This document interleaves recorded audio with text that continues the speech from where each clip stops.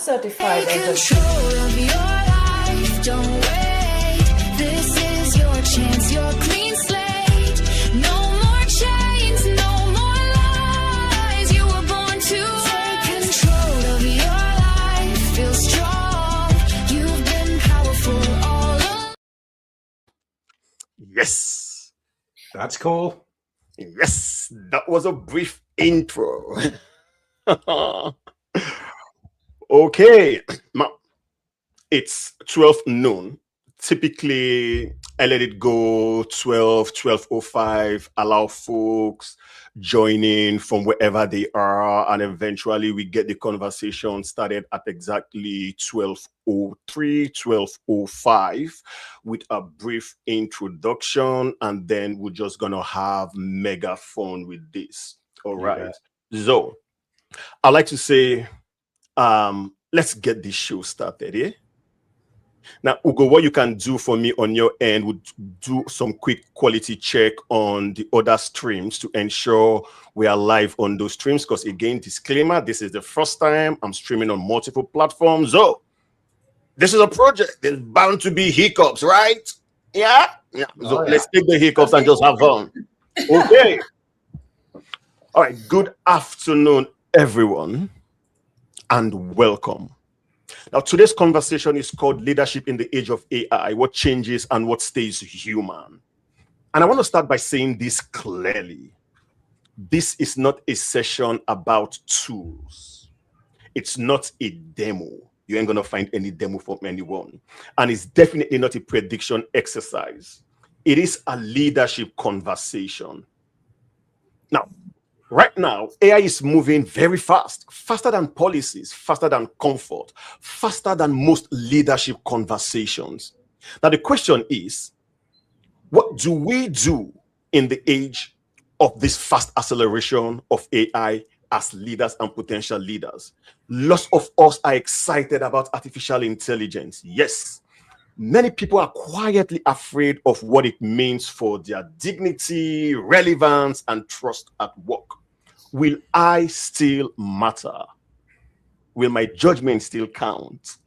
Will leadership still see me or just the data about me?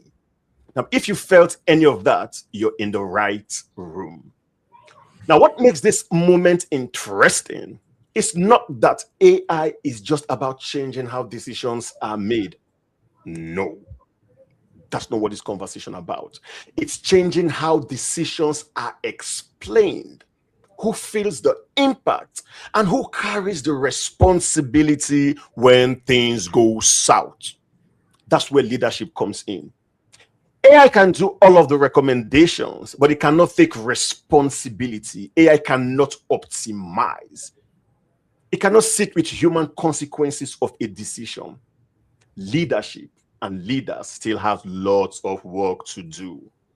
So today, we're not asking how smart is AI getting, because it's actually getting really smart.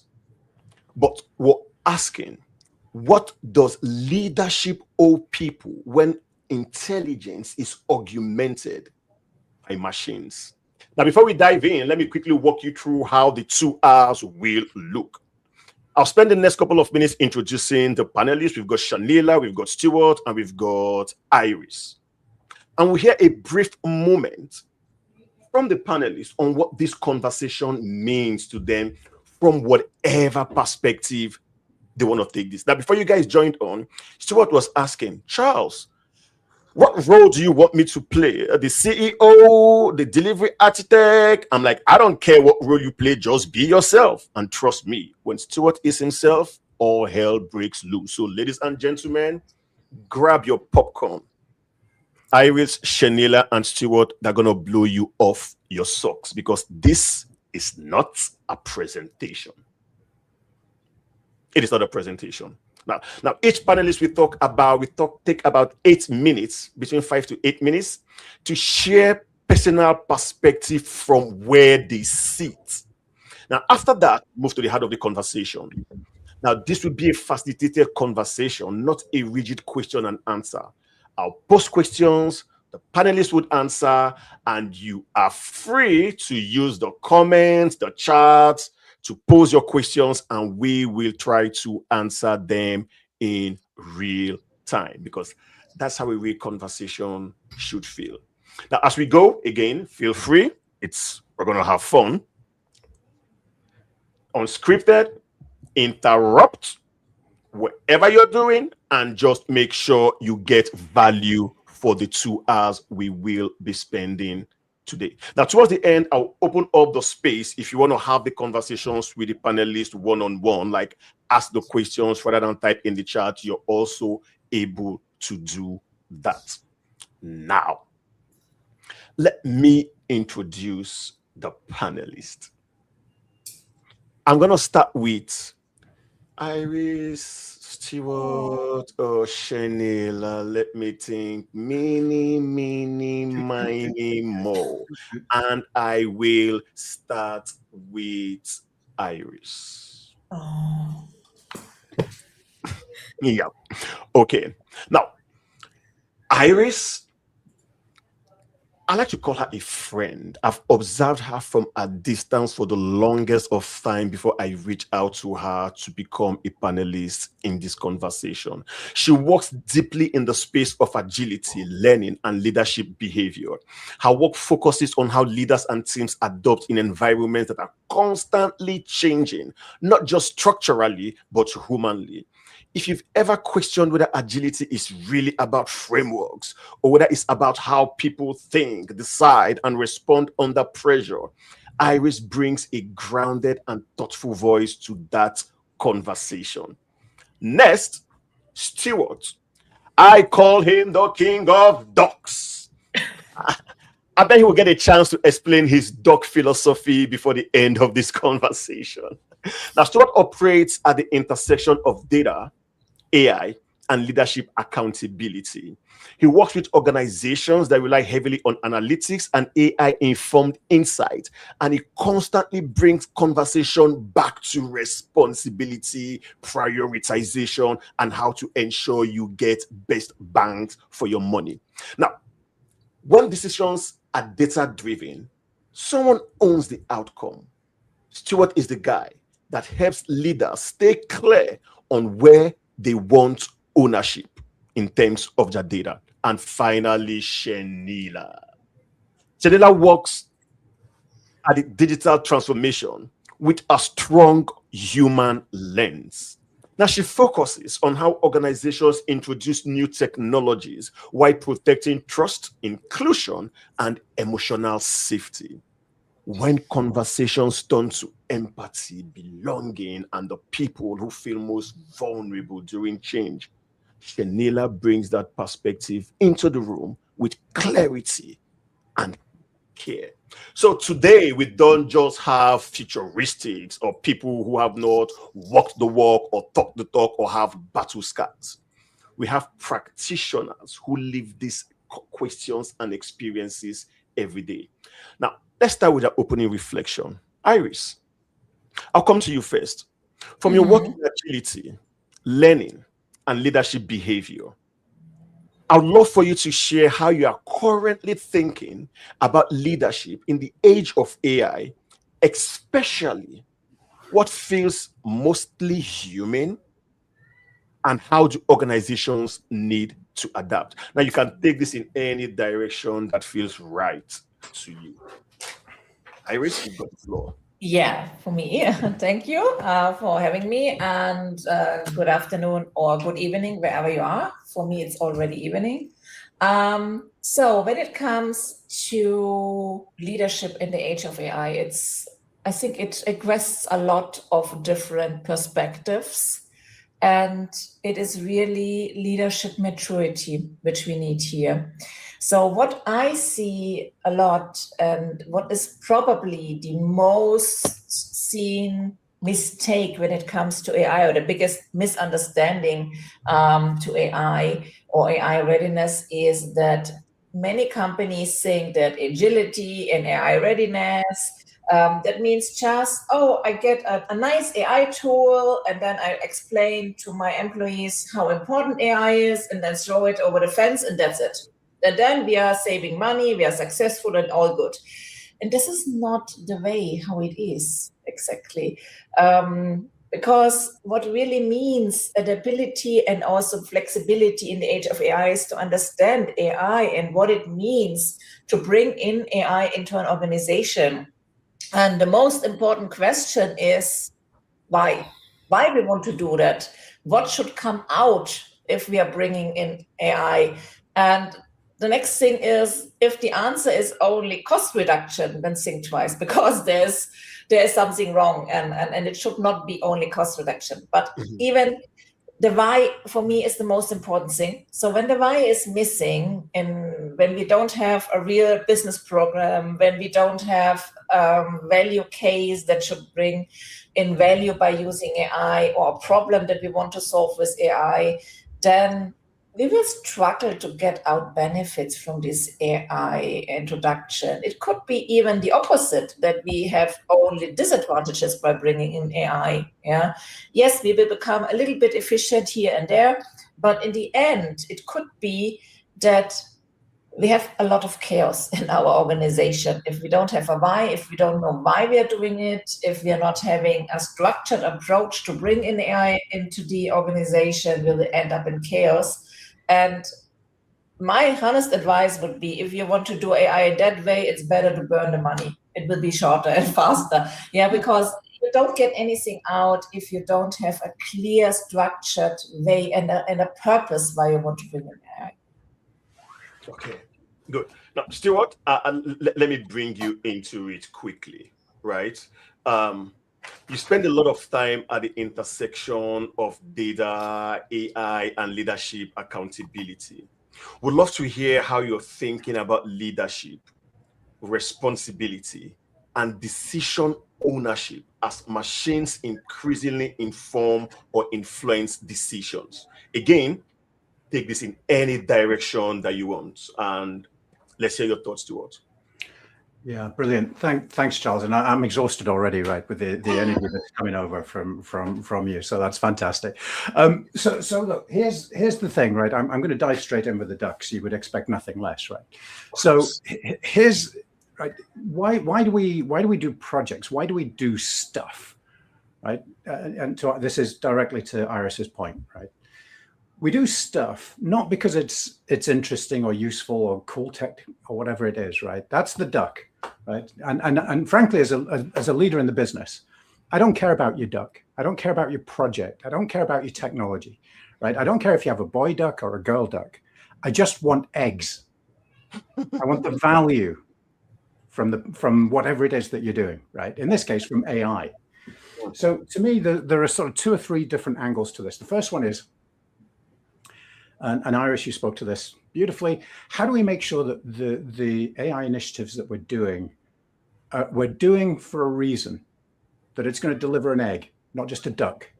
Because I don't care about ducks. I just want eggs. I want value. So that's the first thing. The second thing at the leadership level is, how do I make sure that my people have got the skills that they need to actually be productive with AI? The third area, I think, is about, and you've touched on this a couple of times, Charles, is accountability. I suspect we're going to talk about that a lot. Oh yeah. Right? Accountability at the leadership level, accountability. Literally just yesterday, I had a meeting where somebody brought me a bit of insight, and I said, what do you recommend, right? So one of the things as a leader, people come to you with a problem. They say, how should we fix it, right? Wrong, right? Bring me a solution, right? You're closer to it than I am. Bring me a solution, some recommendations, give me the insight, the information, and then we'll make a decision, right? So what's your recommendation? Here's my recommendation. I took one look at the recommendation, and my response was, AI wrote that. Thankfully, how did you arrive at that decision? I was going to say, thankfully, at the minute, AI has some little verbal glitches, right? Little verbal tics that are a dead giveaway, right? So it'll say, here's the problem. And then it'll say, but the real problem is this. And then here's the kicker, right? If you see that kind of language, it was created by AI. Right? People don't talk like that. And So the point there is, if AI is creating that document, have you put enough thought into it to be held accountable for the decision and for the action that comes from it? And often the answer is no. As an executive, I am accountable. In law, I am accountable. Right? It's not just a tradition. It's not just the culture. In law, the director of a business has a fiduciary responsibility. You cannot give that responsibility to AI. True. Right? So that's kind of the second one. And then the third one is there's a moral side to AI as well as a leader, right? If you so we all know about biases, and I dare say we'll talk about that later on. If your training data is biased, then the analysis is going to be biased. There's all that kind of good stuff. But also things like, AI is responsible for absolutely colossal carbon emissions. Oh, yeah. Okay. So if you just throw AI at every problem, you're literally burning stuff, Iris, right? It may not be money, but you're burning stuff and it's releasing carbon dioxide into the air. Yes. And goodness knows we've got enough of it already, right? We don't need any more. So be conscious of that is kind of the third thing. That there is it's not an amoral technology. There are moral responsibilities that we have when we're thinking about AI as well. There you go. There endeth the lesson. that was a good one. Thank you, Stuart. Now let us come to you, Shanila. Your work in digital transformation keeps the human experience front and center. Now, I'd invite you to reflect on what leaders need to be most intentional about as AI becomes more embedded in everyday work. Like Stuart just mentioned, he was able to instantly spot that the deliverable given to him was all done by AI without any sort of human in the loop to check and maybe do some edits to make it sound human. So what I'm with you on that. To be honest, I'm biased. I see the long dashes instantly. I'm like, all right, this is written by AI. Just do some cleanups, remove the M dashes, change the structure, formatting, make it sound less, right? And we see this in meetings. I've got my boss saying, hey, Charles, I no longer trust you that much because maybe this email was written by AI. It sounds too intelligent. Now, let us come to you, Shanila. Right. What I'm hearing is a common thread. But what do we need to be more intentional about as we now embed AI and use it as our digital assistant, our PA, our SA, special advisor? It does practically everything for us. What should we be very intentional about? Again, take this in whatever direction you feel like. Thank you, Charles, for this question. And I think it's wonderful and I would say kind of a relevant question these days, right? Good evening and good afternoon, everyone. And thanks, Charles, for having me here. To me, it's about connections, right? That, which machines can't replicate, which AI can't replicate, right? AI can do a lot of work, right? The personal assistants, the PAs, the SAs, the bots, they do a lot of work, right? And they can produce multiple deliverables, many deliverables, right? But one thing, in my opinion, which AI can't, replicate is the human connection, right? Which the human element, which a human being with a life can bring, a living thing can bring, right, into action. That's something, that connection AI can't replicate. AI can optimize and predict, but, it can't inspire. It can't empathize. It can't nurture your growth, right? You ask AI will give you the response, right?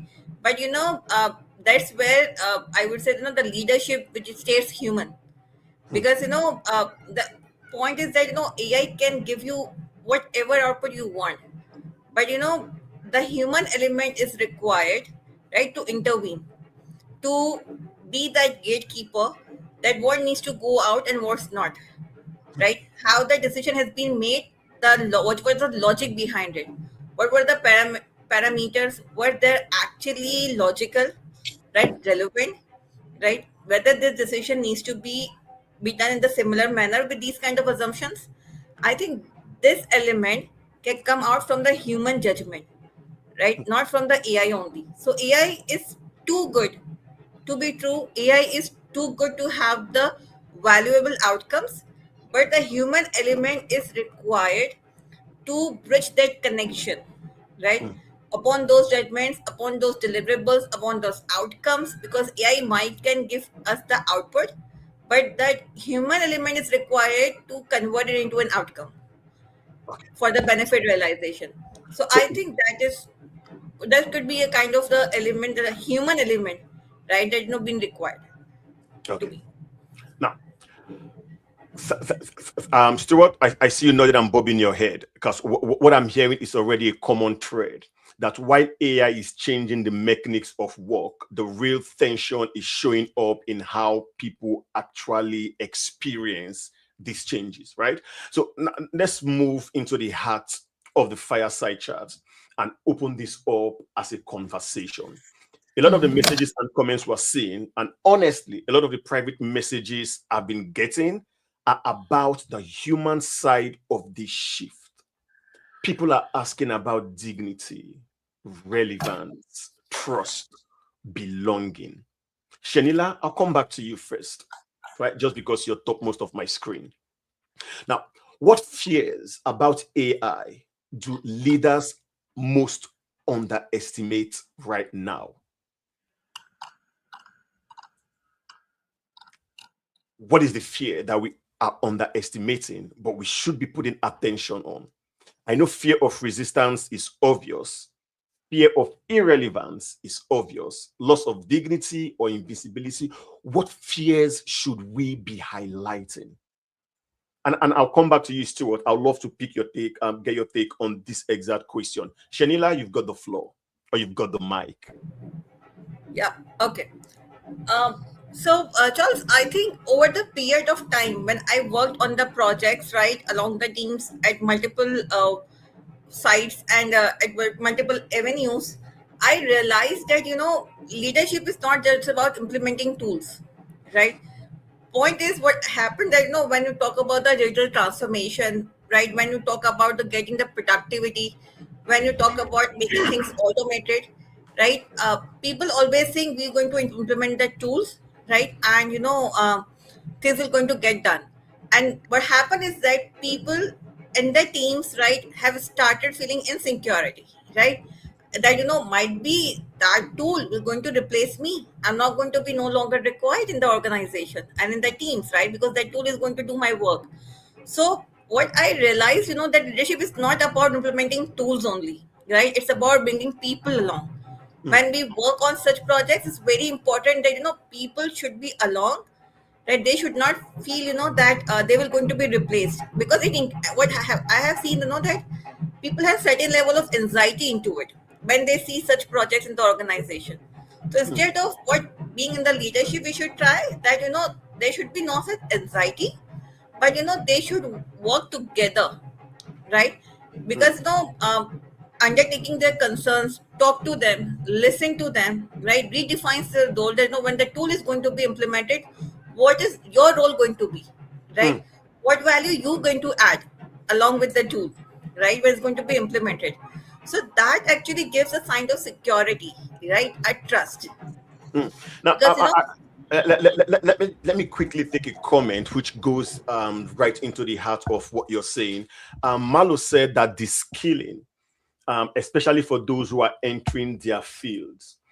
Now, this may seem funny. I was having a conversation yesterday with my coach. I went swimming and she was asking, Charles, how are you making money, or how are you maintaining an online presence? What do you actually do? Who needs your services when we've got AI doing all of the trainings?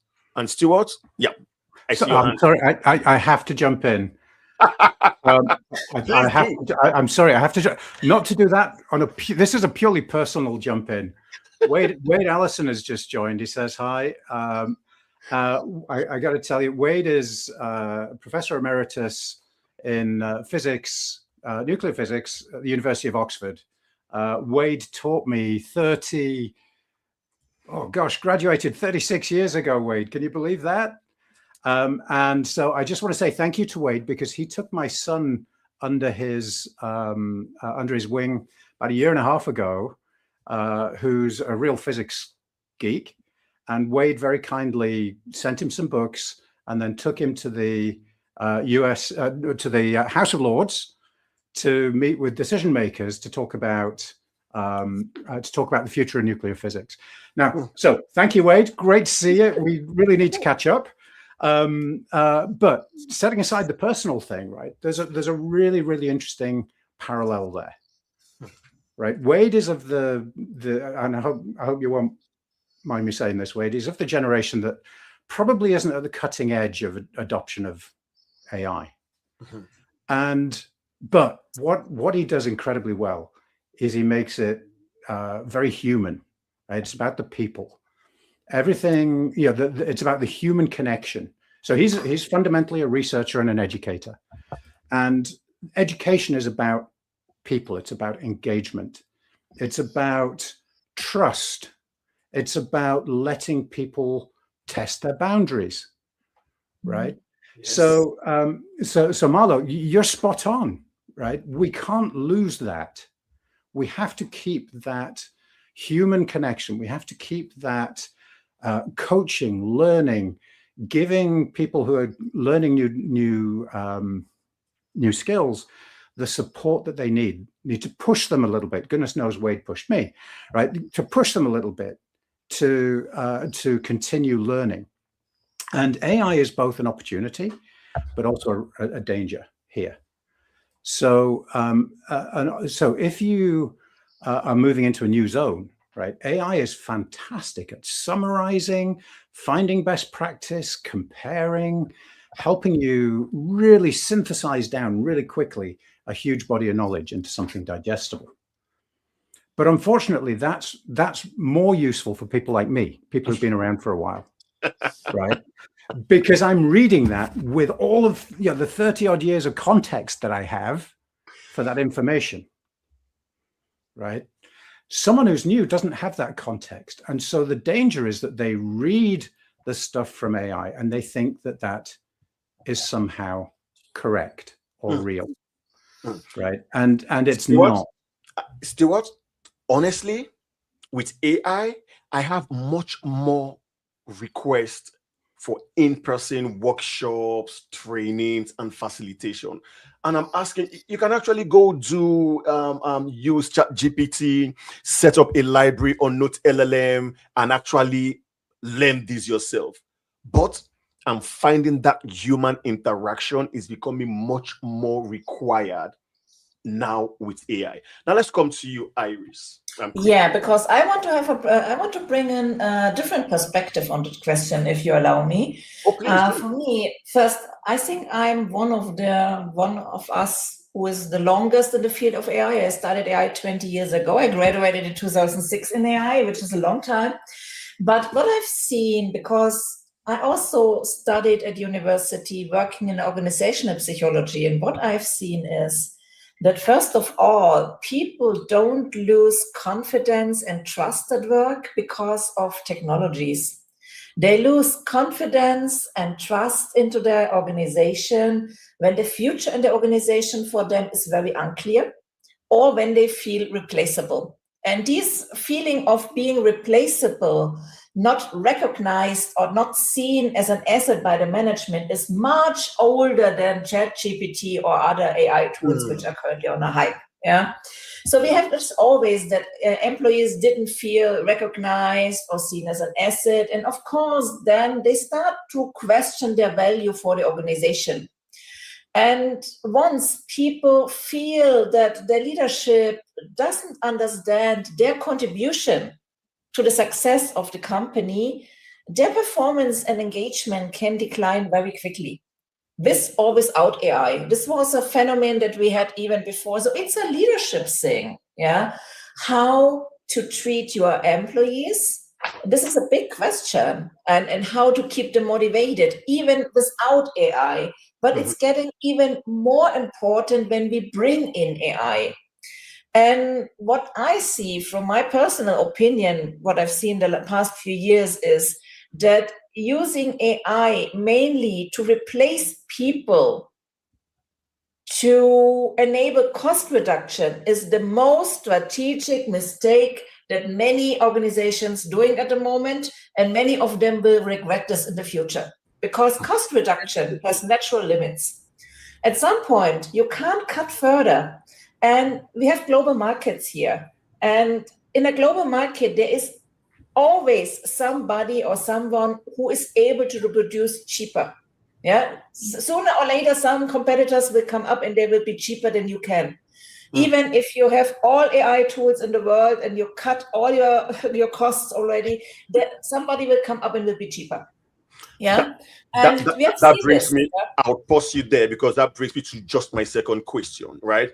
When automation outperforms people at routine tasks, right? Yeah. How should leaders protect dignity, not just productivity? Just because you were talking about productivity, cost, bottom line, and all of those fancy triple constraints. So when automation outperforms people, it is bound to do that.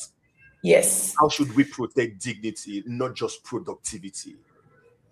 We should not see it as solo as a tool to reduce our costs further and further and further. What we should do instead, at least in my opinion, my humble opinion, is that we should free our employees from routine tasks, but not to lay them off and reduce the costs, but to give them more time for innovation, for thinking about natural improvements outside of AI. You can always optimize your processes. You can always find more efficient ways of working. Think about new products, doing some market research, what could be the next trend, things like that. Because in my experience, most organizations have the issue that their employees, they don't have time for innovation at the moment. They are busy, they are working 100% on client projects. So more time for innovation, this is the key. Yeah. That is very true. Stuart, you want to take a stab at that? I want to throw something in. I'm going to be deliberately provocative. Oh, yes, please. So I'm not sure I fully believe what I'm going to say, but I'm going to say it anyway, because I think it's really important to think about. In the midterm, right? In the mid-level future. Yeah. AI will be smarter than us. Oh, yes. It will be more productive than us. It will never stop, right? It will be in all objective ways better than us. I don't agree with people who say it will never be able to replace human judgment. Of course it will. It's not a question of if, it's a question of when. When. So this question of dignity is really interesting. So yes, of course, leaders need to think about it, but actually I'm going to challenge everyone here, because you have a lot more control than you think you have. Okay, so it's up to you how you face that future. We know where it's going. We don't know exactly where it's going, but we know the general direction. So you can decide to get worried about it and to freeze up and say, but it's taking my job. Or you can decide you're going to grab that opportunity to become a leader yourself, right? To take control of the technology. But we are spoiled for choice, too. When you say take responsibility for the technology, what technology am I taking responsibility for? I've got too many generative AI tools that claim to do too many things. I apologize, Charles. I spoke like an economist. Yes, please. I spoke like an economist. When I said technology, I meant anything that makes you more productive. Okay. Right. So apologies, I shouldn't have done that. So this technology, this capability is coming, and it will fundamentally change society. Now, it is perfectly okay that some people are comfortable with that and other people are uncomfortable with that. Okay, but it is going to happen, right? There is going to be a change in society of the order of magnitude of the Industrial Revolution, I think, right? Okay. So you can we as individuals get to decide. Forget leadership for a second. We as individuals get to decide what we do about that. And leadership's one of those terms we all think of, hey, it's the boss. The boss does leadership. No, we do leadership. We do leadership amongst our friends. We do leadership in our family, right? We are all leaders in amongst our peers. Okay. Right. So the attitude that you choose to address this whole topic of AI changing, okay, is leadership, right? It is leadership. That brings me to an important conversation around transparency, leadership, decision making, and how we approach this now with AI mainstream and doing most of the heavy lifting. So Shanila, what happens to trust when leaders hide behind tools instead of explaining decisions themselves? All right. So, Charles, I kind of agree what Todd has said before, right? And I would build on top of it what him and Iris has mentioned. That inclusive adoption practices are very important, right? When leaders, because leaders again, it's not something a one person, right? Anyone who takes the responsibility, anyone who takes the ownership, right, can play that role, right, in the teams, right? It's not about one person coming from the top and performing that role. So if we have the inclusive adoption processes, right, how we can practices that, how we can adopt it, how it can help us, how we are using it, right? If we have such kind of conversations with the teams, right, it builds trust, because it's very important to create that safe space for the teams, because people look for that safe space where they can speak up, right, where they can share their concerns, right? That's something which tools, right, or the AI algorithms cannot replace, right? This is where the leadership's role come into play, right? Because this is the zone where the human leadership, that thinking process, those connections play their role, right? So check-ins are always been there for the task, right? But the trust that built in when the people were asking that, how we are feeling, what challenges you are facing, how I can help you, right? So that, and how I can bring those adoption practices, right, which can help them and grow. And even they can take risk, because when they will find the space safe for them, right, from the leadership, and they know that they are there to give them that backup, could they provide them that support, right, they would experiment, they would come up with more productivities, they would come up with more valuable outcomes, right? So I think that leadership plays a role in that. Basically, you're saying we shouldn't be hiding behind the data anymore, right? Because I see us do that a lot. So Exactly. I'll take that to you, Iris. You want to add to that before I come to you, or Stuart? You keep shaking your head at me. Stop doing No, that. keep going, because I was going off in a different direction. So keep going. All right, let's come back to you, Stuart. Right. How should leaders talk about AI so people don't internalize change as personal failure? Because Shanila touched on the fact that we got to bring back the human connection. We got to have these conversations with people. But most times, our output or our productivity is only as good as the tools we use. There's so much you can do with heavy lifting. There's so much analysis you can do with Excel without having some Gen AI tool to do some quick pivot analysis for you. So what should we talk about when it comes to AI so we don't internalize change as a personal failure? I don't want to use ChatGPT. I don't want to do that. I don't want to use Gemini because I still have how do we ensure these folks do not feel like? I mean, this is a fantastically complex topic, right? So Shanila, I love what you said, and I also disagree fundamentally with a lot of it. So I agree with it, and I disagree at the same time. That it's that kind of topic, right? It's really difficult. So of course we need to create safe space, and I'll come back to that in a second. But first of all, one of the things that we've mentioned trust a couple of times.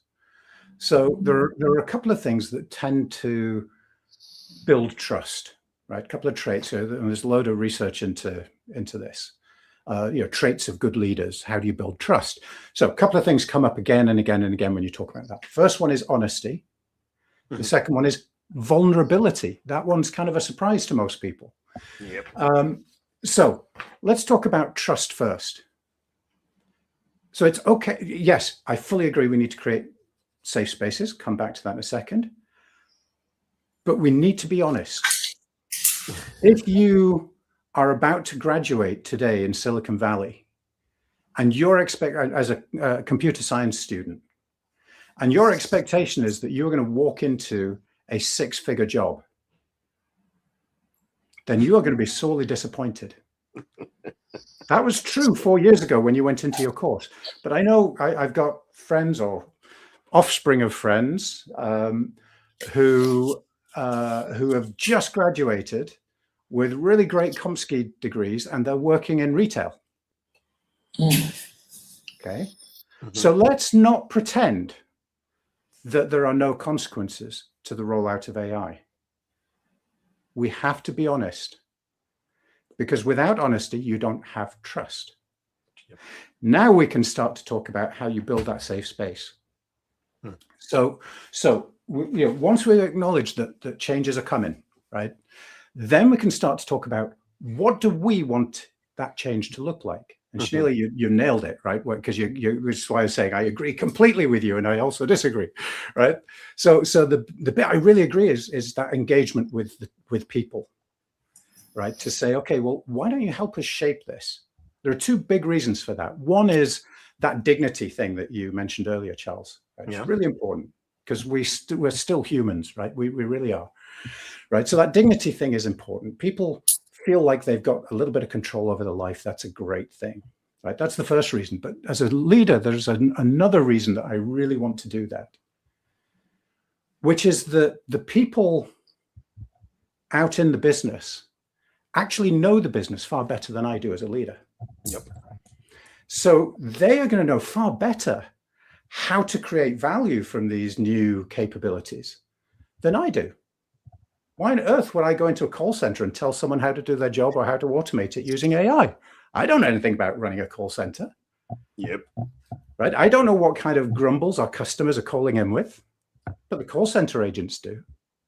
So there's a human reason to involve people in that transition and in that discussion, but there's also a business reason to do that as well. And as leaders, I think we need to tread that fine line between the human and the business and see how we can balance those two and kind of gel them together and get value from it. Iris.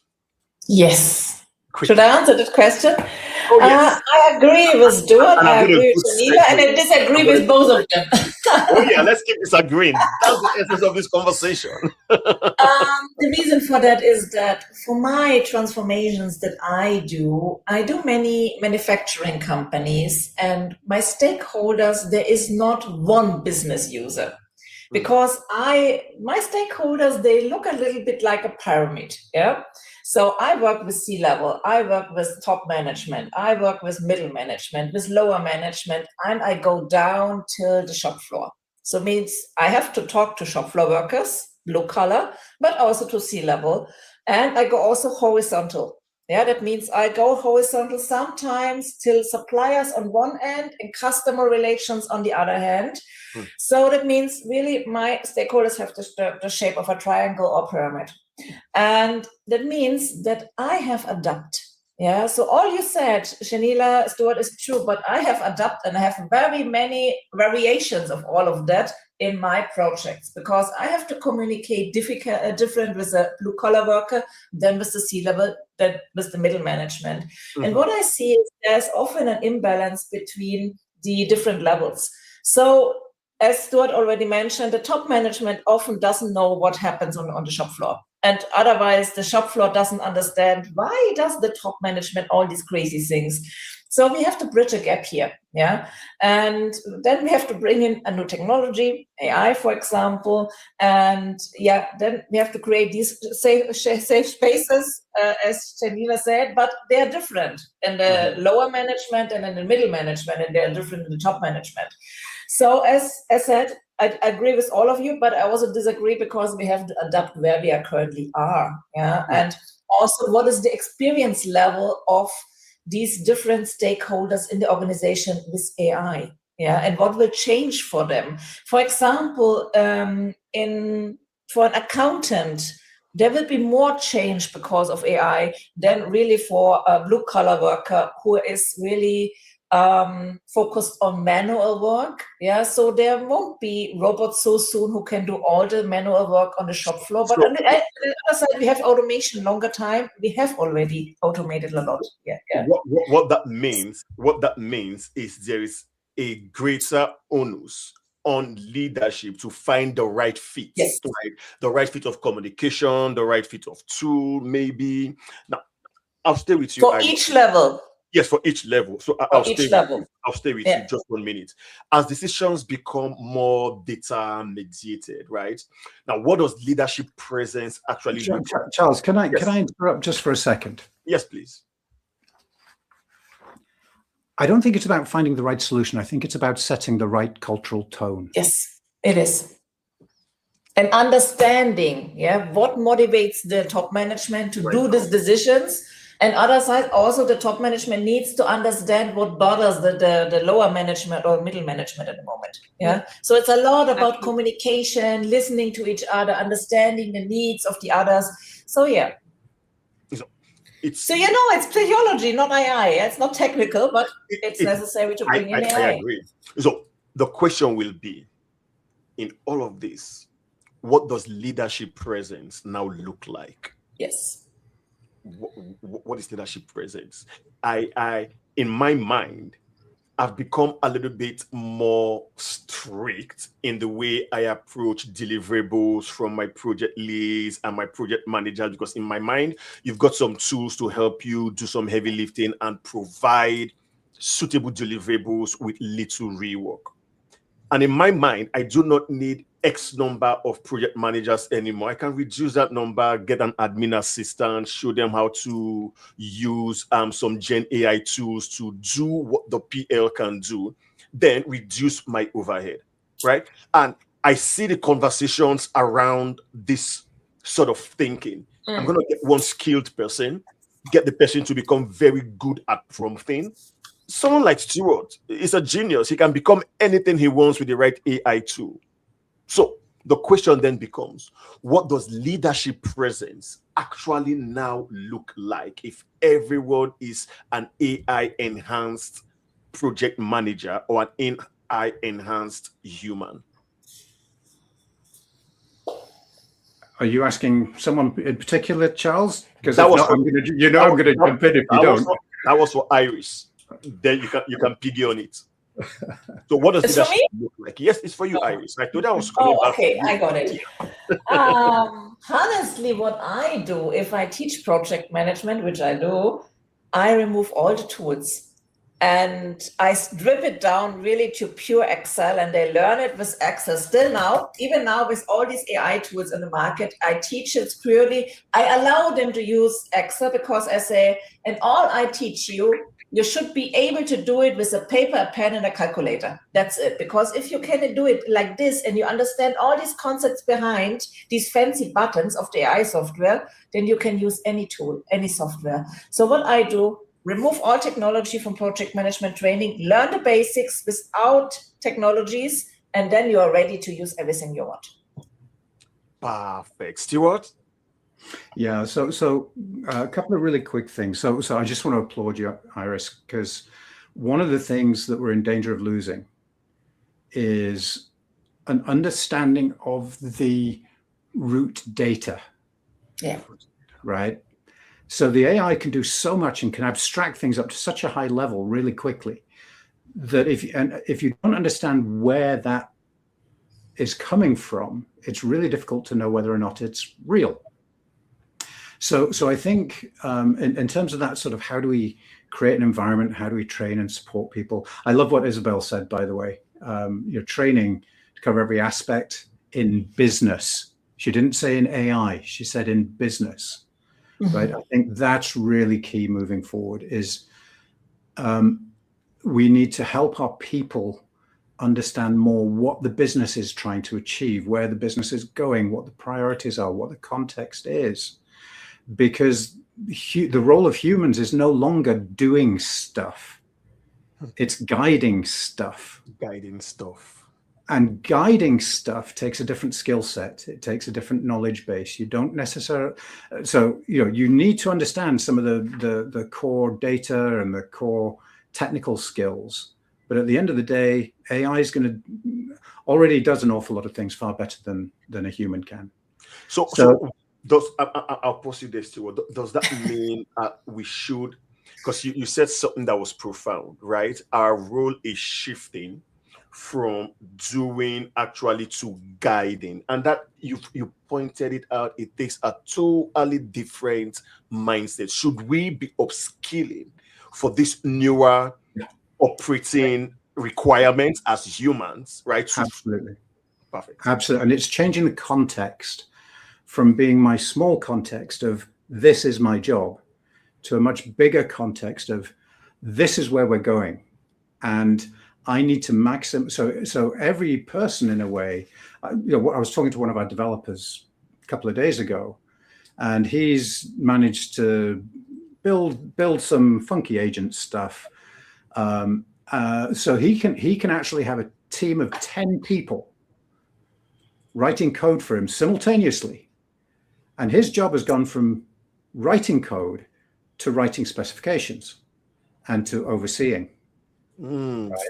So the specification layer, that's more about the business, right? And translating the business into the technology so the developers can do their job, right? And when I say developers, I of course mean agents.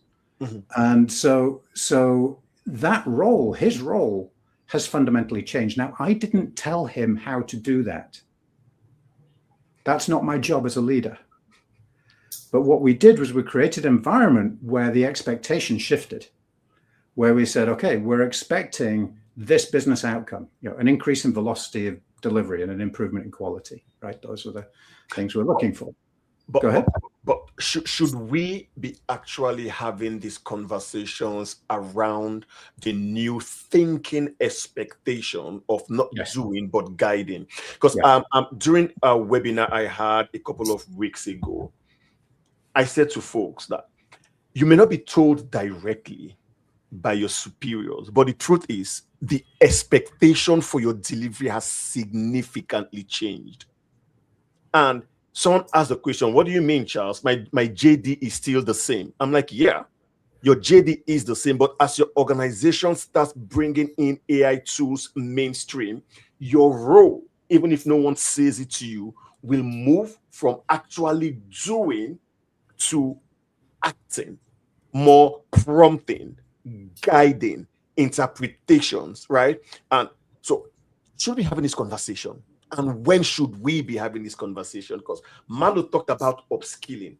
Is this what upskilling is? Is this why we have more requirements for in-person trainings? Stuart, and then I'll come to you, Shanila. Yeah, I was going to say I want to come to Shanila on this one as well, because I think you're going to have some good insight here. So yes, the upskilling is absolutely about learning business skills, right, rather than the technical skills. Becoming better communicators, understanding where the business is going, all that kind of good stuff, and being able to filter and prioritize. The second thing is with the technology, understanding that historically we focused on data. Use PPM as a great example. PPM tools typically just vomit mountains of data into the dashboards. There is very little insight in that data.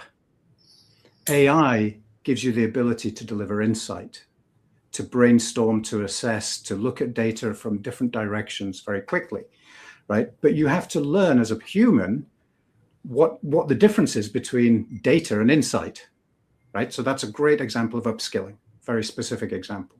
The expectation has shifted and it's come up, right? That it's no longer enough to deliver data, you have to deliver insight to decision makers. Yeah.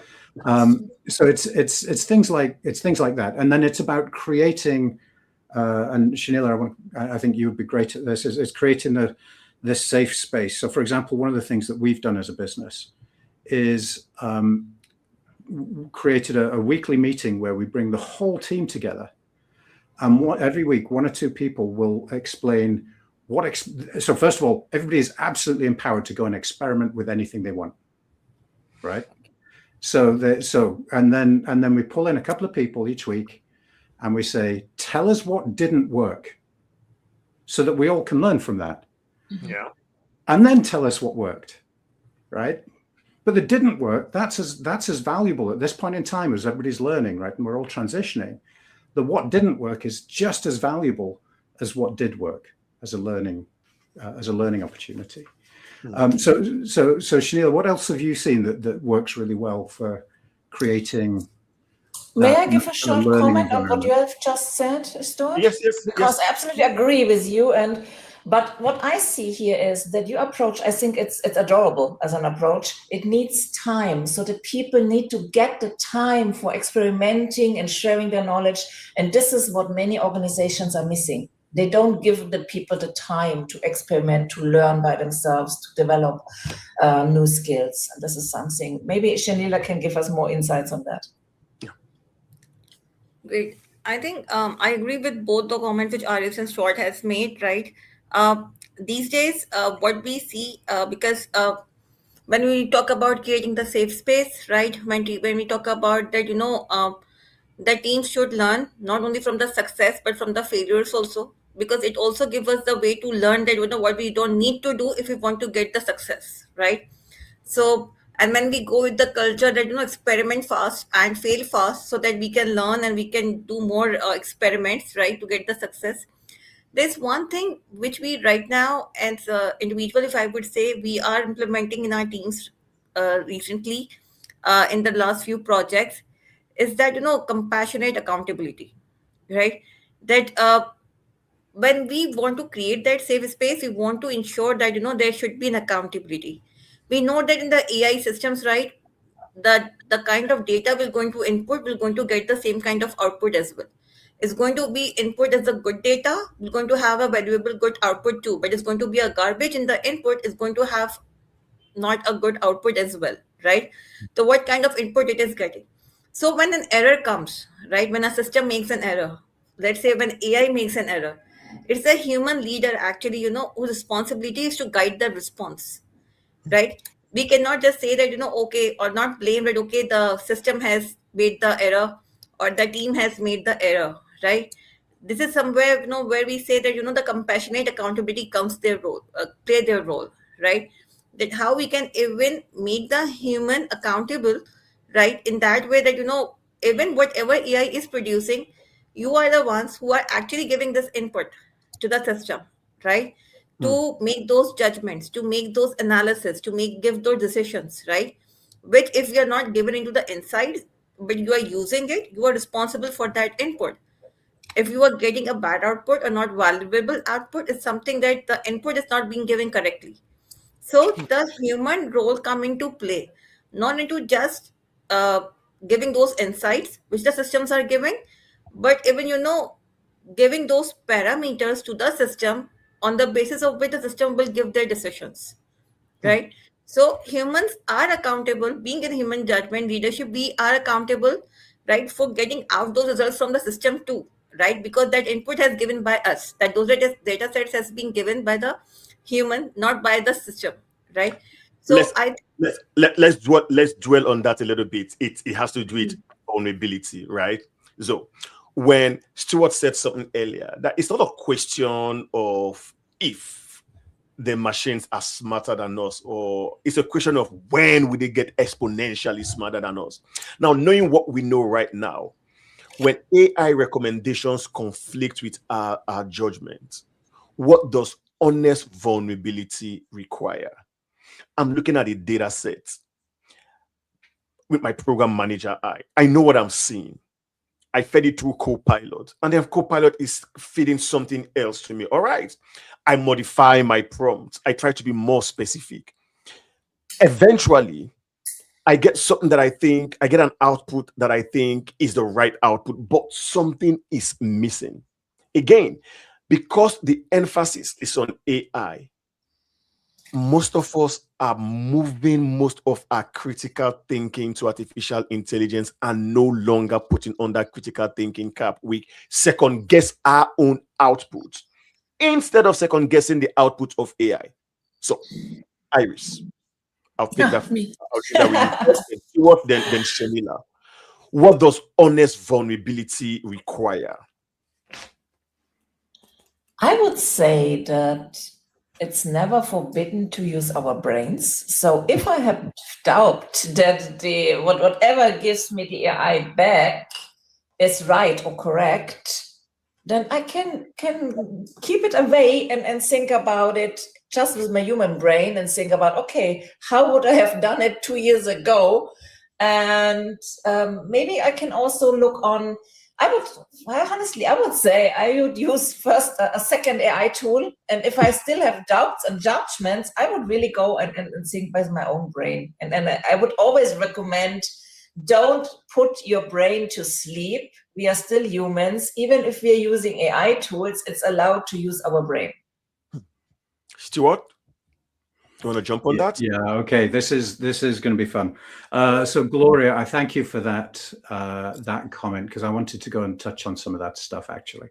So let's before we think about this vulnerability thing, let's think about how people actually make decisions. So jump into the chat. Unfortunately, I haven't been able to join the chat. It just keeps throwing me out. But never mind. Jump into the chat. I can see the chat. And if you think you make decisions rationally, please say yes now. So jump into the chat and say yes if you think that you make decisions rationally. There we go. We got some honest vulnerability going off straight away. Well done. We absolutely do not make decisions rationally. So there are all kinds of different mechanisms at play, but you can think of it this way: that the body, your brain has sort of certain expectations. It has a model of how the world works. And when you're faced with a complex problem, it starts looking for solutions, and it's measuring those solutions against its model of how the world works. And there's kind of a threshold that when the further from your model of how the world works, the less comfortable you are with the solution. This is And the more it aligns with how you think the world works, the more comfortable that solution feels. This is what we call your gut, right? This mechanism, when people say, I'm going to use my gut, this is what's actually happening, right? So we've all been trained over the years to respond to certain things in certain ways. These heuristics that Isabel mentioned, I think it was Isabel, mentioned, right, come into play. So AI is tremendous because it has a whole different set of heuristics. It has a whole different set of biases and blind spots than we have. So number one, right, that vulnerability thing, acknowledge that we are imperfect decision makers, and use the AI as a way to do what you should have been doing all along, all you leaders out there, right? The school of thought that says the leadership has a big stick and they make the decision and I'm the big I am. It's absolutely wrong. That is shown in study after study to give you bad decisions. You get good decisions by being collaborative and getting different points of view. And AI is astonishingly good at that. It's astonishingly good at that.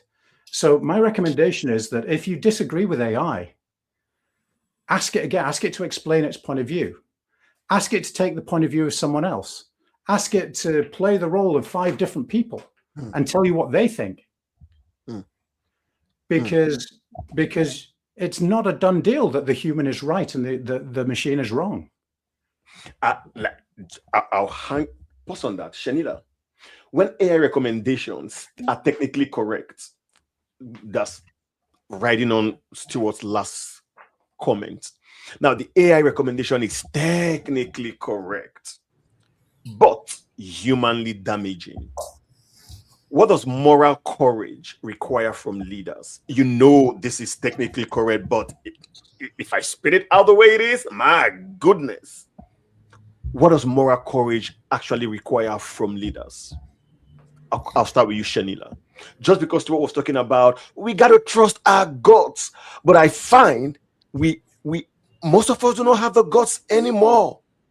We've contracted that fully to a Gen AI tool, right? And the ability to make those distinctions and to make those hard decisions, we keep questioning ourselves.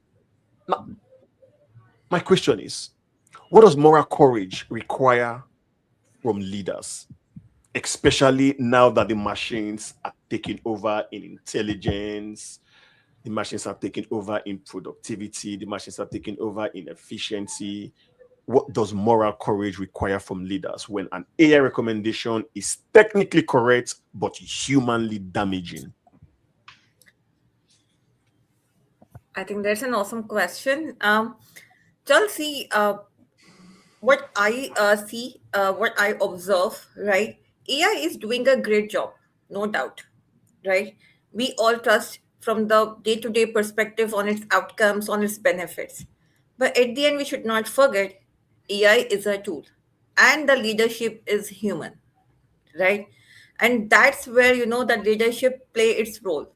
AI can give you the decision, right? Guide you what decision should be, but it's a leadership who brings empathy into it, who brings compassion into it, who brings context into it, right? AI would tell you this thing is not being done, right? But might be it will not give you that external environmental factors which we study in the project management, right? That which we consider while making the decisions, right? Okay, what factors actually made this reach to this decision? So what we should do next? What the system is saying, or we should add that human judgment into it, right? For making this decision, right? So I think that's something which the human element, which the leadership bring to it, right? The courage of I'm not saying it challenge the decision, right? I'm saying what I would recommend or what I would suggest in my humble opinion is bring those elements of compassion, bring those elements of thought process, bring those elements of courage into it, right? That's actually add value from the human element, because our tool will definitely going to give me the output, right? To convert into the conversion of its outcome is, I think, where the leadership roles come into play. There's a couple of other quick things in there, right? So just I have to just kind of throw out. I saw my first AI on the board of an investment company. It was about 8-9 years ago, I think. It was a company in Singapore, and they actually put an AI on the board of the company, right? So I want you to think about that for a second. What does that do to accountability? Wow, that's really tough. So ultimately, today, humans are still accountable, right? But that doesn't mean that the AI can't be useful in areas like checking the human side of decisions that we're making. So we actually have a little agent that we use in our senior leadership team that sits there and it's looking for things, right? Its brief is to look for things that could have a negative impact on the team. That's its brief. And it actually probably does a better job than I do. Okay. So don't think that machines can't do this. They absolutely can. But the leadership, at the end of the day, we are still responsible. We humans are still responsible. And AI is a tool. It's a tool to help us look at situations in different ways. It's a tool to challenge us. One of the things that I do, so all my agents I have trained, and one of the little things I put in there is that you are not a sycophantic kiss up.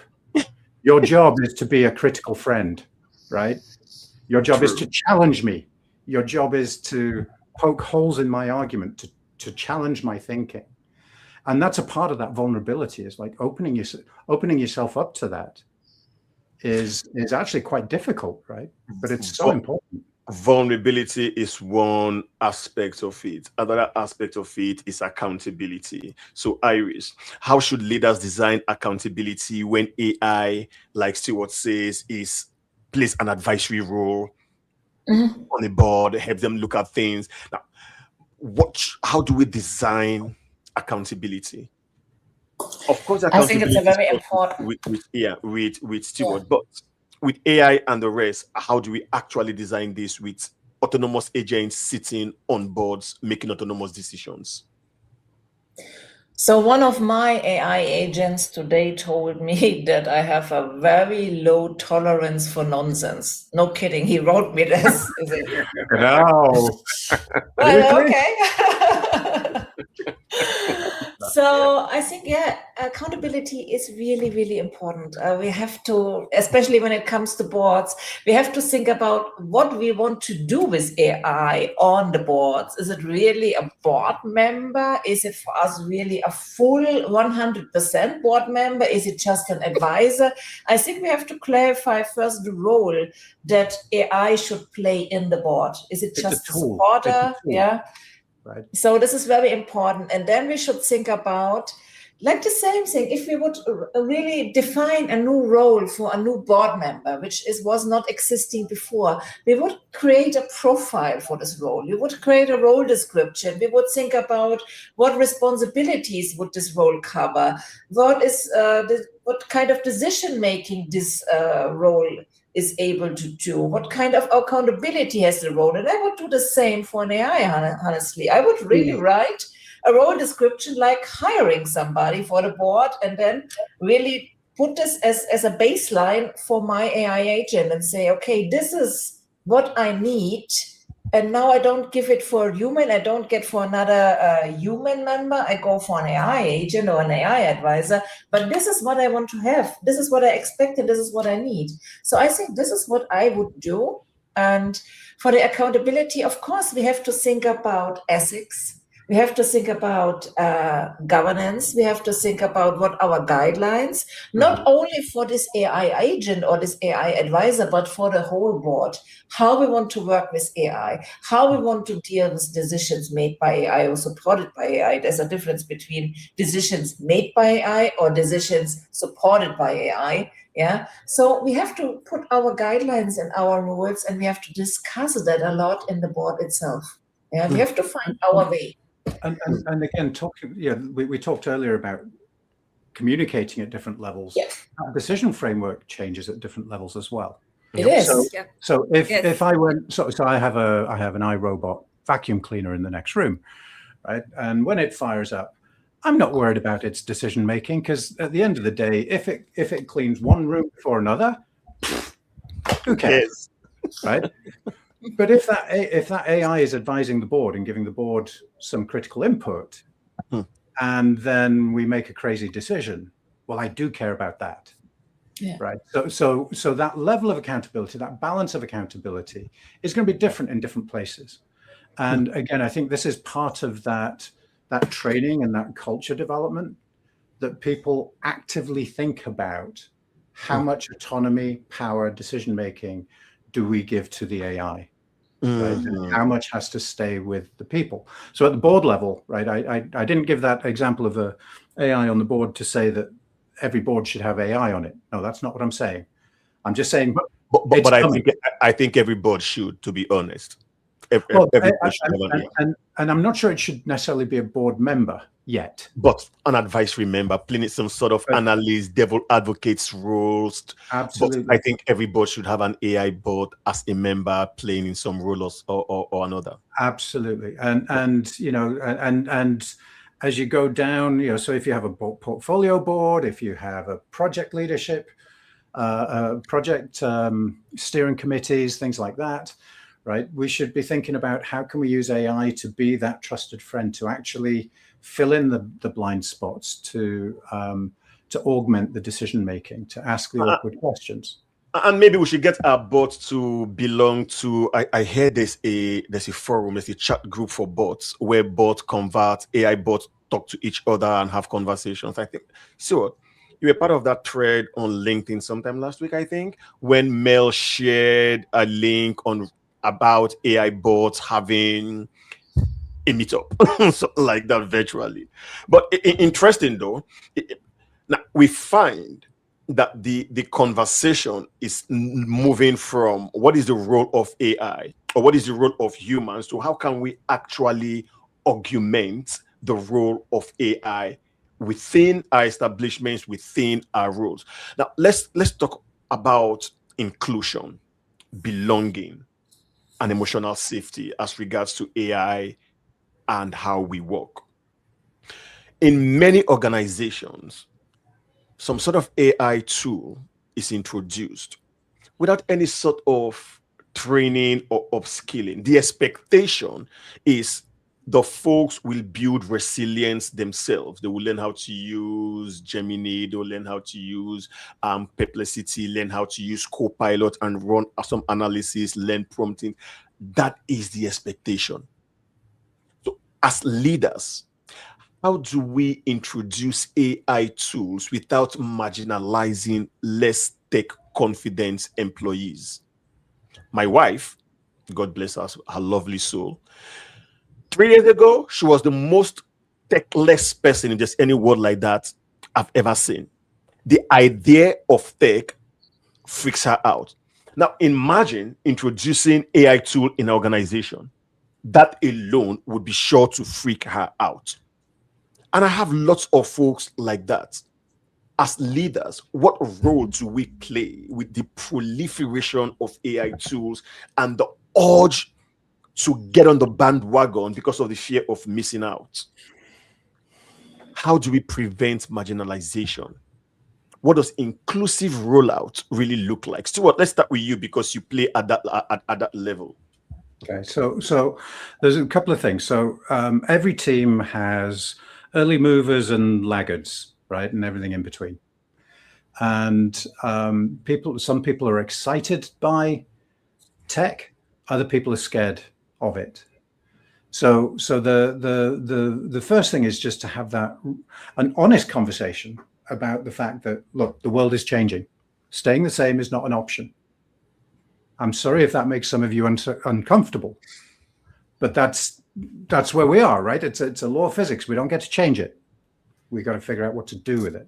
So the first thing is to have that conversation so that everybody understands that not changing isn't an option. And again, so I'm going to put my CEO hat on, right? If some people leave because they don't like that, that's okay. Okay. Again, this is leadership in AI, right? So as a leader, you have to be thinking about the future, right? And preparing the organization for the future.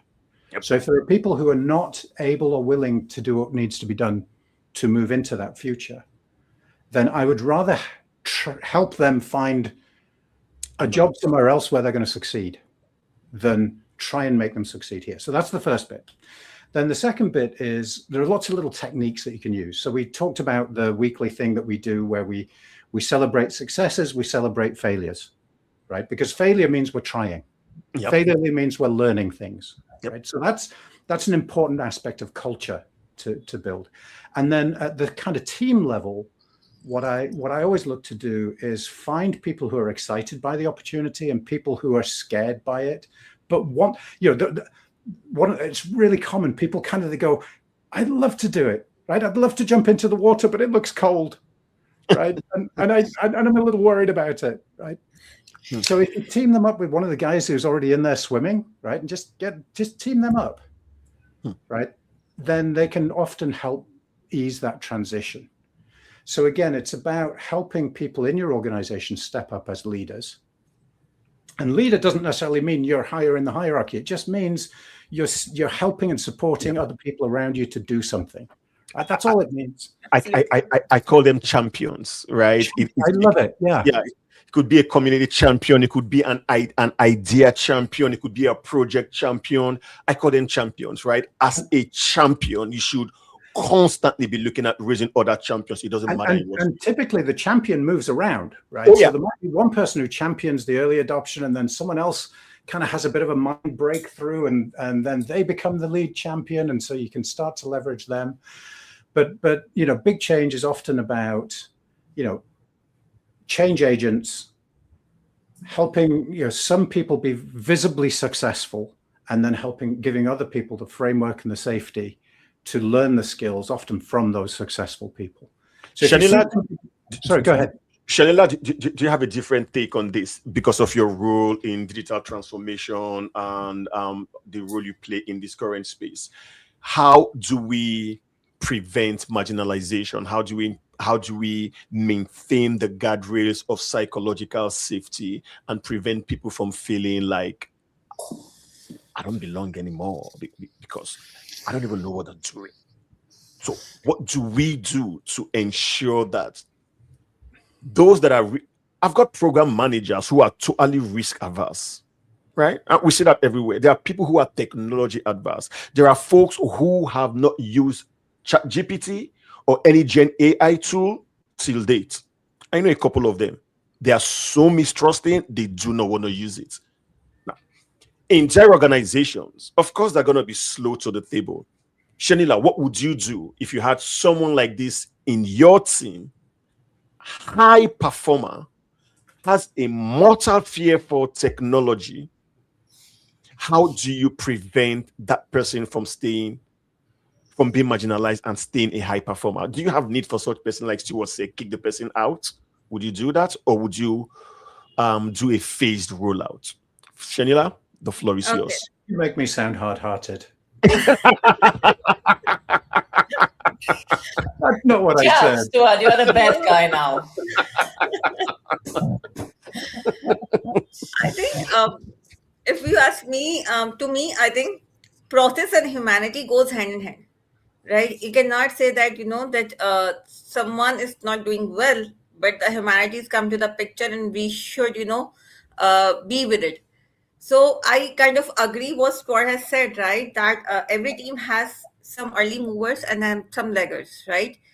And what happens is that, there are people who move on, who wants to stay relevant, right? And who struggle, but they always give their best foot forward, right? They always try to give their best foot forward. So then what I think that, if someone is trying to give their best foot forward, try to learn, even though they are failing, but they are giving it a try every time, right? So we should also try to support that, right? Try to move them a bit ahead, right? Try to hold them there, okay, fine, they can move ahead, right? But if someone is my star performer, right, but is don't want to stay relevant, right? It's always been good into their, where we find, and it happens, right, many times, right? That I have staff performers in my team, but they don't want to go out of their comfort zone, right? Yeah. They always say that, okay, this is our boundary and we are too good into it, right? So why should you don't think about why we want to be uncomfortable? I don't want to be uncomfortable, right? So, but the point is, being uncomfortable is the key to growth, right? When you get uncomfortable, then you can grow, right? Being a leaders, we get this into our teams, right? That, we want our teams to grow. We want our people to grow. So we definitely made them uncomfortable. And those who are good in it, we definitely take them forward, right? But those who don't want to stay relevant, those who don't want to be uncomfortable, so soon, definitely they will going to be outdated, right? So sometimes, you have to make them learn, and if they don't understand, sometimes you have to make them realize that this might be the right place for them, right? Okay. Charles, sorry to jump in. No need to be sorry, my friend. Jump in. I just got a message popped up. Something's kicked off in the background. I'm going to need to disappear in a few minutes. So my apologies. So before I do, I want to pick up on that, Shanila, because that was brilliant. And then Iris, I'll shut up because I'll need to go, and you can take over. So the thing there is about leading by example, right? So because we lead as a learning as well, right? And so if the team sees us failing, that's not a bad thing. That's a good thing. Yeah. That says failing is okay, right? Charles, you asked right at the beginning, how do we make it so that failure is not this bad thing, Yep. right? Yep. So the biggest thing you can do as a leader in that dimension is to fail, is to go out and visibly try stuff and to fail. And to go to the guy, even if they're like 4 levels below you in the organization, and raise them up and say, you seem to have cracked this. Can you teach me? Right. So that vulnerability I keep talking about, that's what it is. It's like saying, I'm not a Superman. I don't have all the answers, but we together are going to learn. Right. This is a big transition. And as a leader, it's not your job to have all the answers. Your job is to kind of set a direction, make sure you got the right resources at the table, create the environment for people to succeed. Right. That's what our job is. So don't try and come in with all the answers would be my advice. Yep. And show that vulnerability. And that will go a long way to, Shanila, what you were just saying there, that helping not just create the safe space, but modeling it and showing it. So that was spot on. And that I actually put another question on the chat for Iris, right? And that, Well, I wanted to answer also something because can I comment something? Because Yes, for please. me, it's very important. Honestly, I'm bad as a role model for failing in AI because for me it comes naturally. I'm so long in AI. So when Gen AI came up, I have to admit that I was wondering why people need courses for prompt engineering because this is natural, yeah, just like it. So this was one thing, but on the other side, what I see a lot in organizations when it comes to digital transformation, but even more when it comes to AI, is a phenomenon which is called age discrimination. And age discrimination is something which is for all of us because we all get older. Yeah, so everybody can be impacted by age discrimination. And I hear sometimes slogan like, I only hire employees which are below 30 for my IT department because all others, they are older, they can't do AI, which is absolutely nonsense. Sorry to be so hard and so strict, but this is the most incredible nonsense I ever heard. I'm teaching AI and I'm teaching AI algorithms. And in my courses, I have a very diverse age. Yeah, I have 20 somethings, but I have also people in their 50s. And I had even a participant which was 62. And even this 62-year-old was able to learn an AI algorithm and to understand it. It was linear regression. It was an easy one, okay. But nevertheless, he was able to pick it up. Of course, I have to adapt my teaching. I have to teach a 60-year-old different than a 20-year-old when it comes to AI algorithms. But they are able to understand. So it's not the question, are they able to do AI if they are 50 plus or 60 plus? Yes, they can. But it must be different how we teach them and how we introduce them to AI. So that the way, the approach, how to bring them into these technologies is different. This is what I want to add. I'm going to see that and raise it one as well, Iris, because thank you for raising that because it's so important. But age discrimination goes the other way as well. Yes. Right. So the technology in a way, because AI works best when it does the work and you're doing the thinking, right? That means people who are fresh to the business, who don't have the context, they don't understand the business, they don't understand how it works, they're kind of locked out of that.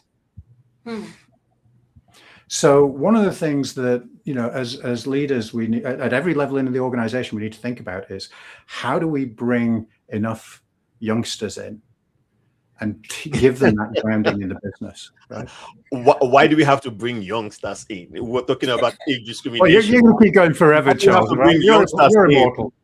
How we bring the youngsters in without exclude the elder ones? This is without excluding the older ones, because the older ones are feeling maligned. Eventually we retire, right? That's fine. Except for Lee Lambert, who's going to just keep going forever and ever and ever, right? He's never going to leave it. With AI, by the way. Yeah, he's no longer human. Yeah, well, he is part robot, right? He's got that leg. Stuart, Listen, Look. I do apologize. I'm going to have to disappear. This thing is Yes. Sure. bubbling up on my message window over here. are, So are you Charles- reappearing? Or you're no, disappearing? not I'm going to need to run. I'm afraid. I apologize. I had Not a- calmed down full time, but I do apologize. not a problem, my friend. Excellent. Good. So thank you, All the everybody. best. So sorry to jump in there, but just figured I'd throw that. All one right, in before Stuart. I left. Thanks, Have a guys. good one. Yeah, thank you. Thanks, Charles.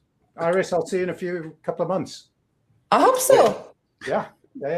All right. Thank you, Stuart. Now, Bye. back to you, Iris.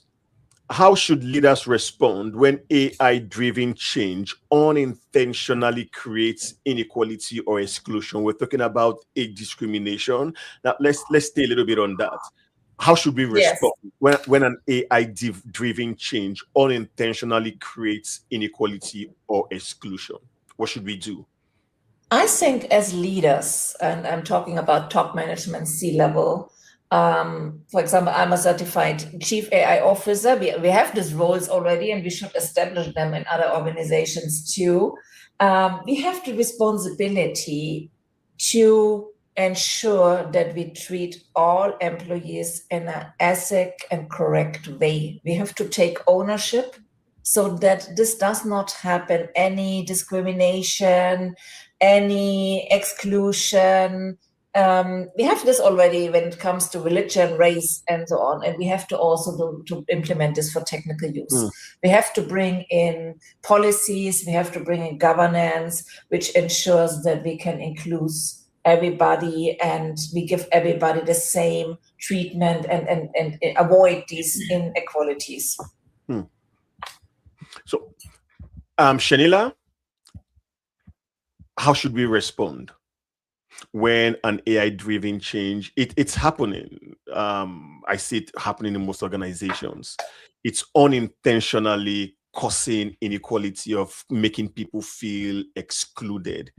How should we address this? A couple of minutes ago, we talked about phased rollout. Iris, a couple of seconds ago, also talked about age discrimination and ensuring we phase the training or gauge the training based on the age. That means age-appropriate AI training.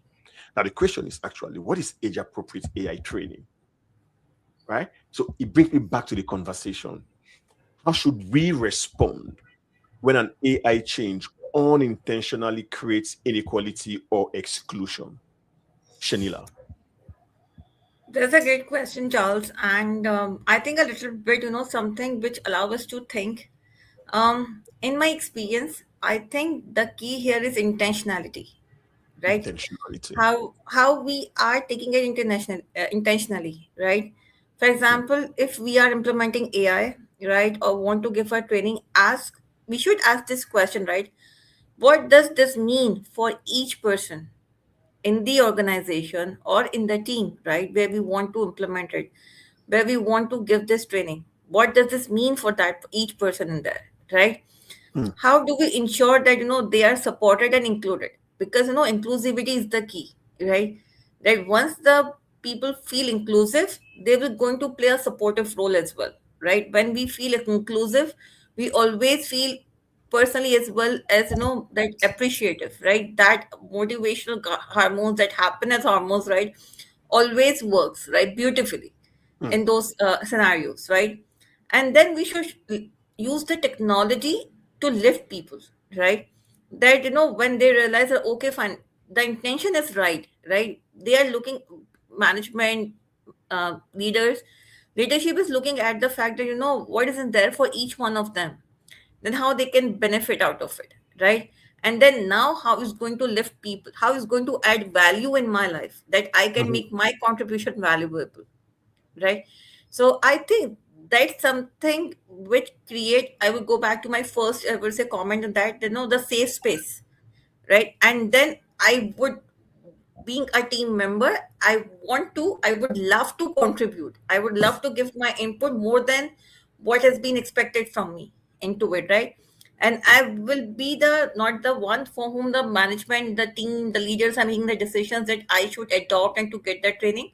I myself go and would participate and would myself initiate initiatives, take the initiatives, right, which can contribute to provide the business value, right, to provide the benefit.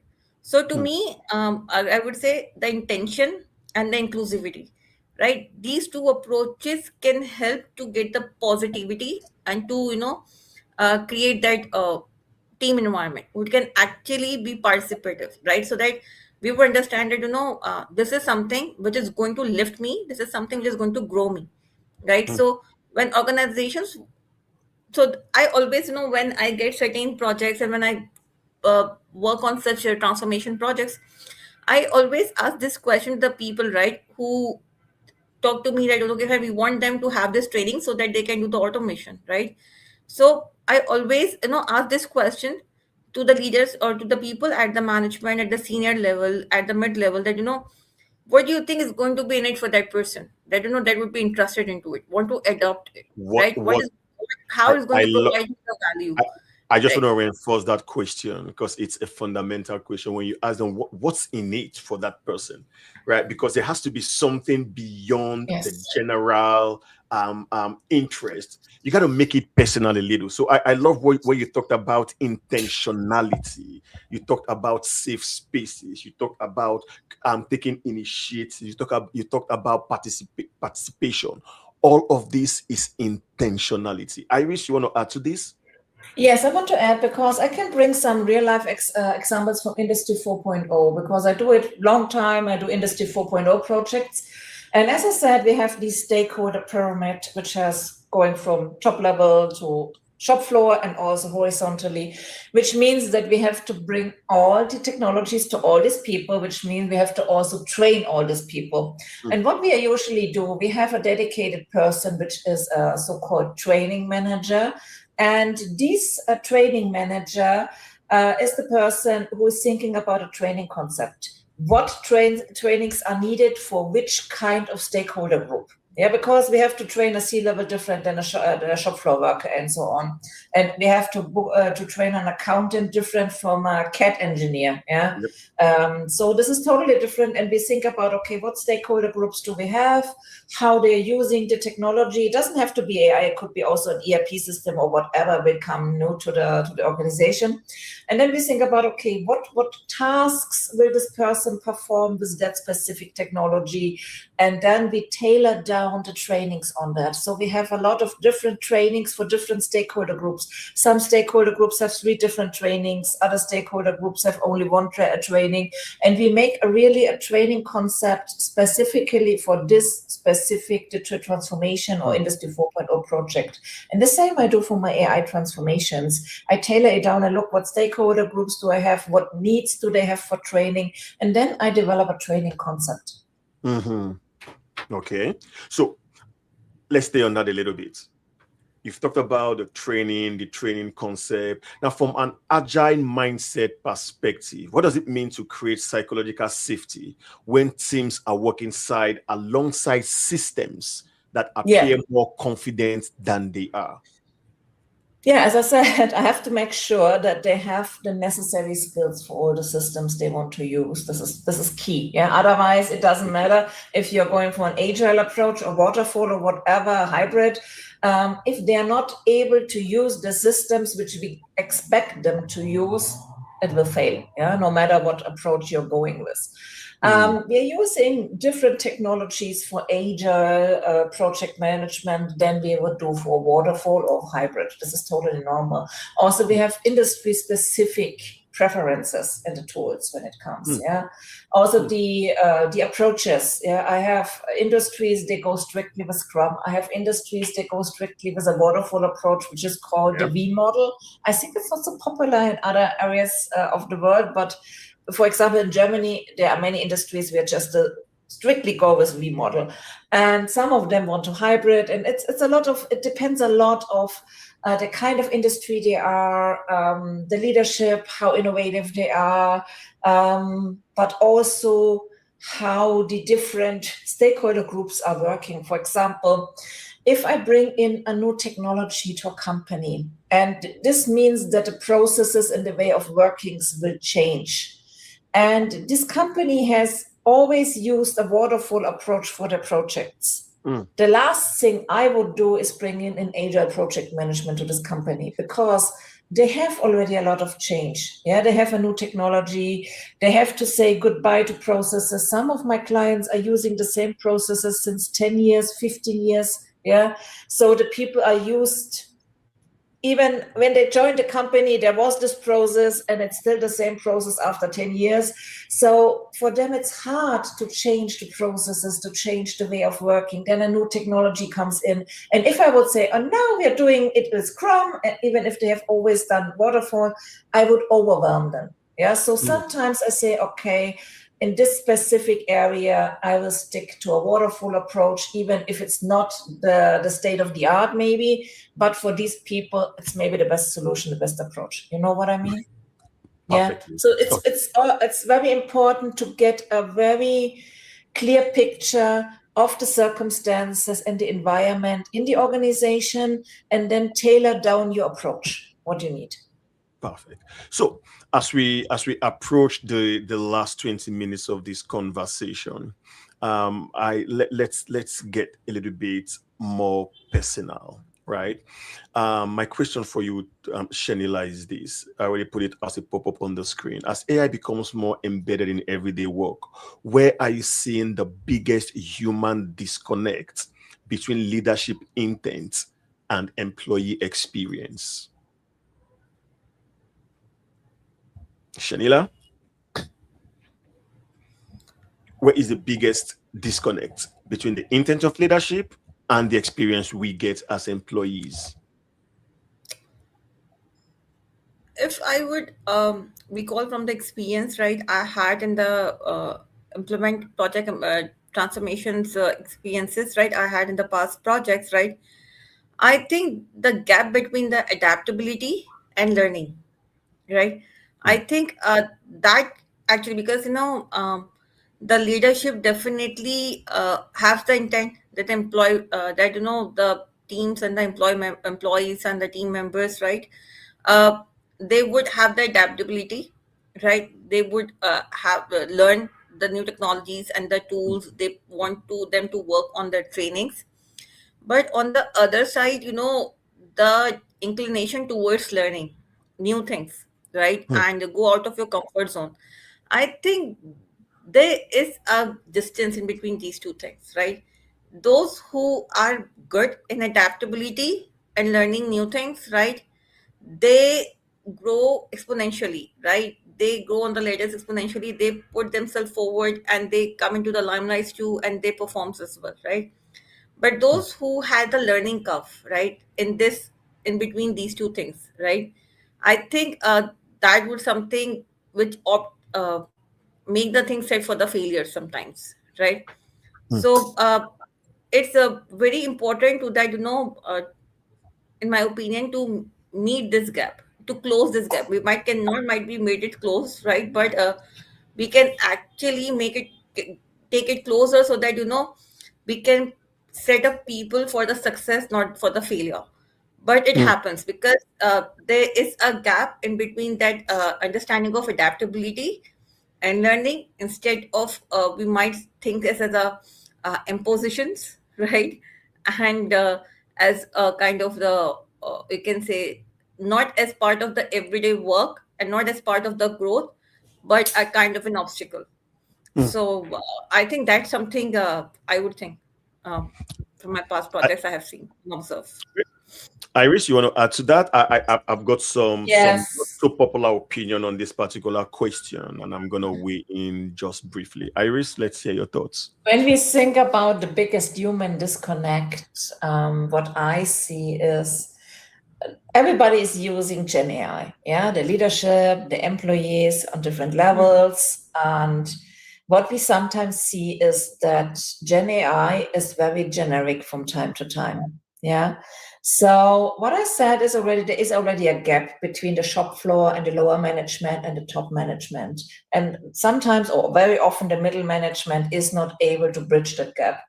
So we have already a miscommunication between the lower levels and the top management, and sometimes the lower management and lower level don't know or don't understand what the top management wants to do. And it's by the way, it's even surprising how many people don't know from the when you look on the lower level and you talk to them about the strategy from the company or the vision of the company. They don't know that. They just go there to work, they do their job, and they have not the overview what the top management wants to achieve, which strategic moves they have, what is the strategy goal of the year. They have no clue about this. And so there is already a gap. And now if we see the use of AI and the leadership does not look on the company, they use ChatGPT, and ChatGPT gives them a very generic answer, and they go with this generic answer, the gap will increase. You know what I mean? I do. So there's a big risk that this gap will get bigger and bigger and bigger, because if you don't have the knowledge now and you're using tools that give you answers and not doing your own research, there is even more risk for this gap. For me, I think the biggest disconnect I see is between intent and expectation. Expected that the Gen AI tools would make us more productive, would make us superhumans, but no one actually looks at what is the route towards becoming superhuman. And the efficiency and effectiveness are different things that are not taken into the same consideration in conversations. You have tools and there are no trainings on the tools. Again, the expectation is trial or baptism by fire. The more you learn how to make use of the tool, the more you use the tool, the more you learn the nuances of the tool. That's a disconnect. I also see people expecting their organizations to be responsible for their upskilling. You've got people who say, my organization should be paying for the new PMI AI certification. Maybe yes, right? But that expectation to upskill, to remain resilient and relevant is ours, not our organization. In most cases, or in some cases, you may get a refund as part of your training budget, but where it doesn't exist, it is your responsibility. That is a disconnect that I see. So I want to learn this tool. Who's going to pay for the time? Who's going to pay for the training? Who's going to pay for the subscription? Because most of these tools, to unlock them fully, you got to pay for the subscription base. Now, that is a disconnect. How do we address this disconnect going forward? By building resilience and by taking responsibility for your growth. How many tools can you use? Now, the question I get asked in networking meetings is, "Oh, Charles, what's your AI buffet like?" I'm like, "Sorry, what are you talking about?" It's like, okay, what is your suite of AI tools that you use and how do you use them? What do you use for editing? What do you use for ideation? That is a real conversation. And in all honesty, if I know the AI tools you use for different activities, I can actually tell how productive you are or how serious you are in your AI journey. Now, how do we bridge that disconnect? Your AI growth is your responsibility. Iris said, I wonder why people are talking about prompting. It should come naturally. It comes naturally for some. For some others, it is a struggle. Yes. Know your strength, but whatever your strength is, please build resilience. Your boss will not tell you that they've moved your goalposts in terms of your delivery expectations. But when these tools become available to you at an enterprise level, the expectation is that you will improve. If you do not improve, don't be surprised if AI actually comes for your job, because that's what we say when we have the conversation. Will AI actually take my job? Yes, it will. It would expose you for being grossly inefficient at upskilling. it will expose you. So, as we round up, one final reflection from you, Iris and Shanila. And if there's anyone who wants to ask a question, you can either come off mute, post a question in the chat while we take the questions for the next 10 minutes. And if there are none, I'll take a quick reflection from Shanila and from Iris, and then we will call it a day. So, Shanila, I'll start with you. As we round up this conversation, let's put on our project or program manager's hats, or our value delivery specialist hats, or our business relationship management hats, whatever hat you want to put on. What will you want us to take away from this conversation? Leadership in the age of AI. What remains human and what changes? I give you the floor to summarize. Okay. Thank you, Charles, for giving me this opportunity and share my thought. If I would sum up my thought process throughout this conversation, I would see it like connection, empathy, and the ability to inspire growth. Right? Machine can analyze, predict, and optimize, but I think they can't feel, reassure, or lead with heart. Right? There's something that's big, and that's what something makes leadership human. Right? Because human leadership is aware of that when to trust AI and when to intervene. So if we know that right spot, right, that where I should keep trusting it, and now here is the time I have to intervene, right? Because my judgment, my insights are required to make this decision valuable and the outcome valuable. I think that makes the leadership human, in my opinion. Thank you, Iris. And then we need to Yes. take a question. You have a question from in the chat. I have a question. Okay, then. Yes, I have a question. I wonder if work feels more fractured or shallower for some when some tasks are automated rather than work feeling more focused on higher level work. I feel Malo. I think I know where her pain is, because for me, work feels, I like hands-on. If something else is doing the heavy lifting, it feels a little bit shallow. What's your take on this, Iris? I would say, for me, honestly, it's the opposite around. It should be more deep, because you give away the routine tasks, the low-level tasks to the AI, to AI tools. Usually it should be like this, so that you can focus on more high-value work. So you can really go into deep thing where AI is not so proficient, where it's not that major at the moment for being creative, having new ideas, think about new ways you can go. And AI is a tool. It's a very good tool. It's an amazing tool. I believe in AI since 20 years. Otherwise, I would not have studied that.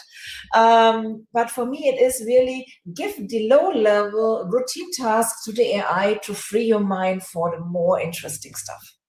Perfect. Okay, let's get to your closing hypnosis before we call it a day. My closing.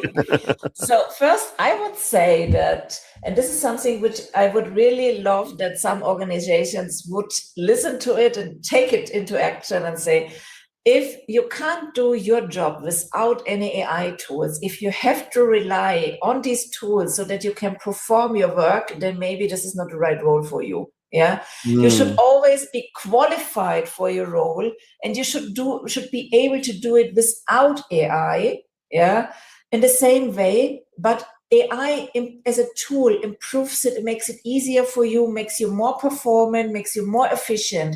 But even if I take your AI away tomorrow, you should be able to perform your work, so that we don't lose this human component.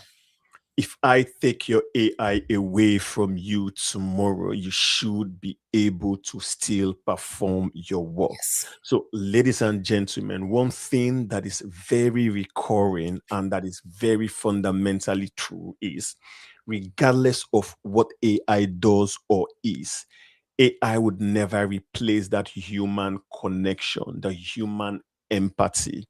Regardless of what AI does, it is your responsibility to move from doing to actually acting. Like Iris said, you got to be able to give away the low level task, automate the low level tasks. That way you unlock deeper reasoning and deeper thinking. So Malu, in reality, having this AI tool should not make work feel shallower.